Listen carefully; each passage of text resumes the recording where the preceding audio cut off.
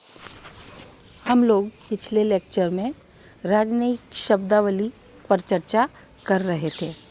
कुछ और शब्द हैं डिप्लोमेटिक फ्रेजेस या राजनयिक शब्द जिनके बारे में हम आज चर्चा करेंगे। एक शब्द है टिप्पण या नोट्स। जब किसी डिप्लोमेट द्वारा किसी शासन को लिखे गए औपचारिक संदेश जो होता है उसको टिप्पण कहा जाता है और ये टिप्पण 3 प्रकार के होते हैं। सामूहिक टिप्पण कलेक्टिव नोट्स, एक समान टिप्पण आइडेंटिक नोट्स और मौखिक टिप्पण वर्बल नोट्स। सामूहिक टिप्पण से आशय है कि किसी विषय पर जब अनेक राज्यों के डिप्लोमेट्स संयुक्त रूप से हस्ताक्षर करते हैं तो उसे सामूहिक टिप्पण कहा जाता है और प्रत्येक प्रतिनिधि पृथक जो कॉपी होती है, प्रतिलिपि होती है, उस पर अपने हस्ताक्षर करता है। इन सभी प्रतिलिपियों को मिलाकर संबंधित शासन के समक्ष प्रस्तुत किया जाता है। एक समान टिप्पण या आइडेंटिक नोट्स के लिए हम कह सकते हैं कि सभी प्रतिलिपियों का एक जैसा होना आवश्यक नहीं है। उनका सारांश एक जैसा होता है और उन्हें अलग अलग समय पर प्रस्तुत किया जा सकता है। और मौखिक टिप्पण से तात्पर्य है कि इस टिप्पणी पर हस्ताक्षर नहीं किए जाते हैं बल्कि इसके अंत में सौजन्य व्यक्त किया जाता है। विदेशाधिकरण या प्रोटोकॉल। विदेशाधिकरण से तात्पर्य है कि शुरू में किसी समझौते के रिकॉर्ड को विदेशाधिकरण कहा जाता था और ये संधि अथवा अभिसमय से थोड़ा ये कम औपचारिक होता है और आजकल अनेक महत्वपूर्ण अंतर्राष्ट्रीय जो संविदाएं होती है, कॉन्ट्रैक्ट्स होते हैं, वो इसी रूप में तैयार किए जाते हैं विदेशाधिकरण या प्रोटोकॉल के रूप में। प्रतिवेदक यानी रेपर्टियर। जब किसी सम्मेलन की समितियां या उप समितियां किसी प्रतिनिधि को मूल सम्मेलन में उनका प्रतिवेदन प्रस्तुत करने के लिए चुनती हैं तो उसे प्रतिवेदक कहा जाता है और ये अपने नाम के अनुसार मूल सम्मेलन में समिति का प्रतिनिधित्व करता है। एक शब्द है क्षेम गमन या सेफ कंडक्ट। क्षेम गमन से तात्पर्य है कि एक व्यक्ति को उसके देश के शत्रु राज्य में होकर बिना किसी रोक टोक के गमन की सुविधा मिल जाए तो उसे क्षेम गमन कहा जाता है। इसको निर्बाध गमन भी कहते हैं, यानी शत्रु राज्य में भी उसे कोई आने जाने में बाधा नहीं होती है। अमैत्रीपूर्ण कार्य अनफ्रेंडली एक्ट।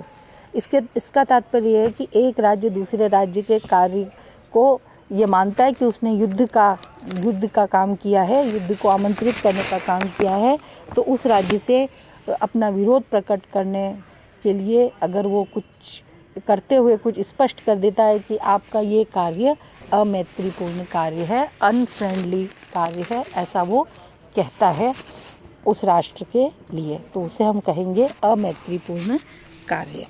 एक पक्षीय घोषणा यूनिलैटरल डिक्लेरेशन।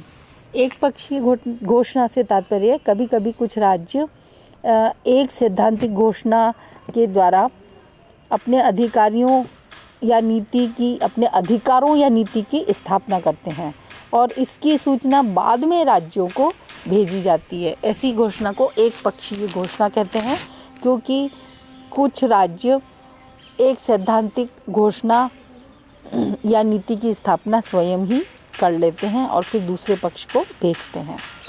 अभिलाषाएं। जब किसी सम्मेलन के द्वारा अपनी संधि के साथ कुछ आगे के मार्गदर्शन के लिए कुछ सिफारिशें भी जोड़ दी जाएं तो उसे अभिलाषा या इच्छा कहा जाता है, वोकस कहा जाता है। जैसे 1899 में जो हेग शांति सम्मेलन हुआ था, ऐसी उसमें 6 अभिलाषाएं व्यक्त की गई थी और संधि पर हस्ताक्षर करने वाले राज्य इसके लिए बाध्य नहीं होते हैं क्योंकि आखिर में ये होती तो इच्छाएं ही हैं, इच्छाएं पूरी हो ये ज़रूरी नहीं है। एक शब्द है राजनयिक अस्वस्थता डिप्लोमेटिक इलनेस। जब कोई राजदूत अथवा जो संधि करने वाला जो अधिकारी है वो किसी सभा या उत्सव में जाना नहीं चाहता है तो वो बीमार होने का बहाना बना लेता है। तो वास्तव में वो बीमार नहीं होता है, लेकिन वो बीमारी का बहाना बनाता है, इसलिए इसे कहा जाता है कि ये राजनयिक रूप से अस्वस्थता वाला कार्य कर रहा है। और एक शब्द है स्मरण पत्र या मेमोरेंडम। स्मरण पत्र तथ्यों और आधारित तर्कों के ऊपर आधारित होता है और ये इसमें टिप्पणी जैसा ही होता है। दोनों में सिर्फ अंतर इतना है कि प्रारंभ और अंत में सौजन्यपूर्ण शब्दों की आवश्यकता नहीं होती स्मरण पत्र में, और न ही स्मरण पत्र में हस्ताक्षरों की आवश्यकता होती है। अब हम चर्चा करेंगे कि संप्रभु यानी जो राष्ट्र हैं उसमें और राज्याध्यक्षों के बीच में पत्र व्यवहार के संबंध में। जब राज्यों के संप्रभु यानी जो निर्णय लेने वाले व्यक्ति हैं वो एक दूसरे को अधिकृत रूप से संबोधित करते हैं तो वे सर, माय ब्रदर लिखकर संबंधित व्यक्ति के साथ में अपने संबंध का उल्लेख करते हैं। या अगर महारानी या साम्राज्ञी के लिए हो तो मैडम, माय सिस्टर, इस तरह के शब्द का प्रयोग करते हैं। तो ये जो संप्रभु है अपने आप को एक वचन के रूप में संबोधित करता है और अपने बराबर वालों को मैजेस्टी, रॉयल, इस तरह से संबोधित करता है। पत्र का अगर अंत करते समय मैत्रीपूर्ण शब्दों का प्रयोग किया जाता है।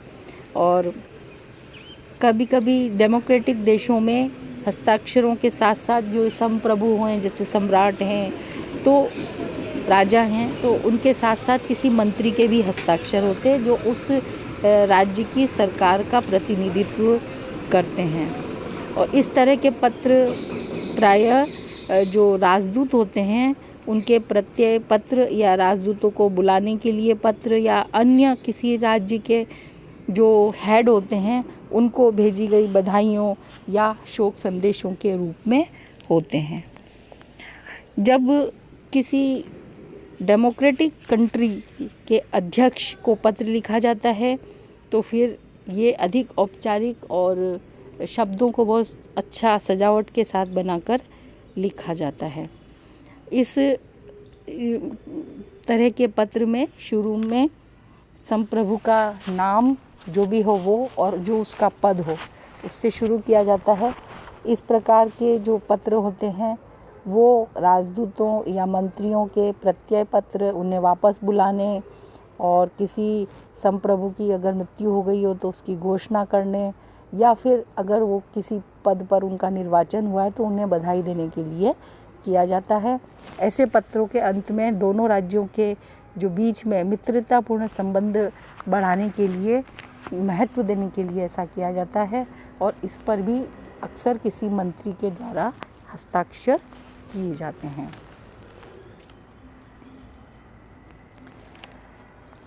इस संबंध में एक तथ्य और है, राजनयिक पत्र व्यवहार की अमान्यता, रिजेक्शन ऑफ डिप्लोमेटिक कम्युनिकेशन।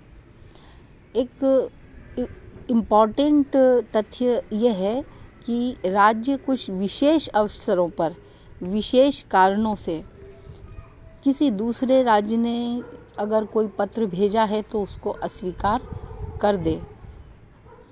कर देता है या उस पत्र में दी गई बातों को बिना कारण बताए ठुकरा देता है। ऐसी स्थिति में एक तरह से साहित्यिक व्याख्या करते हुए, यानी एक अच्छे शब्दों में व्याख्या करते हुए पत्र प्रेषक को पत्र लौटाना कहा जा सकता है। हालांकि उसने, राष्ट्र ने या सरकार ने काम किया है कि बिना कोई कारण बताए जो ऑफ़र है उसको ठुकरा दिया है, या जो पत्र है वो ठुकरा दिया है, पत्र में लिखी गई बातों को बिना बताए, फिर भी ये कहा जा रहा है कि पत्र लौटाया गया है। और ऐसे अवसर बहुत कम आते हैं और कभी कभी जो पत्र है उसमें आपत्तिजनक भाषा का प्रयोग किया जाता है, तो जो राज्य है वो उसको स्वीकार करने की अपेक्षा उसको पत्र को लौटा देने का निर्णय लेता है। इस कारण से वो ऐसा करता है अपने राष्ट्र का सम्मान बचाने के लिए। और कभी ऐसा भी होता है कि किसी पत्र में जो भेजने वाला राज्य है उसने जिस राज्य को पत्र भेजा गया है उसके आंतरिक मामलों में हस्तक्षेप करने का कोई काम किया हो, कोई प्रयास किया हो, तो फिर उस राज्य के द्वारा अपने राज्य के आंतरिक मामलों में दूसरे राज्य को हस्तक्षेप न करने देने की बात कहकर, या कहकर नहीं, पत्र लौटाकर इस बात को कहा जाता है कि आप हमारे आंतरिक मामलों में हस्तक्षेप न करें। तो इसलिए वो बिना कुछ कहे, बिना कारण बताए पत्र प्रेषक को वापस लौटा देता है, प्रेषक राज्य को।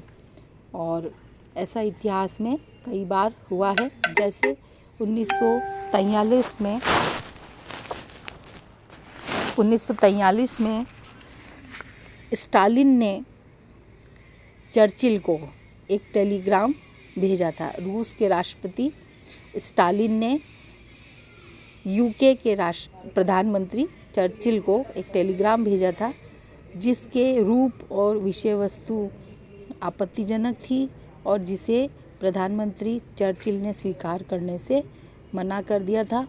और फिर उस सोवियत राजदूत को जो पत्र लेके आया उसको लंदन में एक लिफाफे में उसने बुलाकर उस लिफाफे को लौटा दिया था।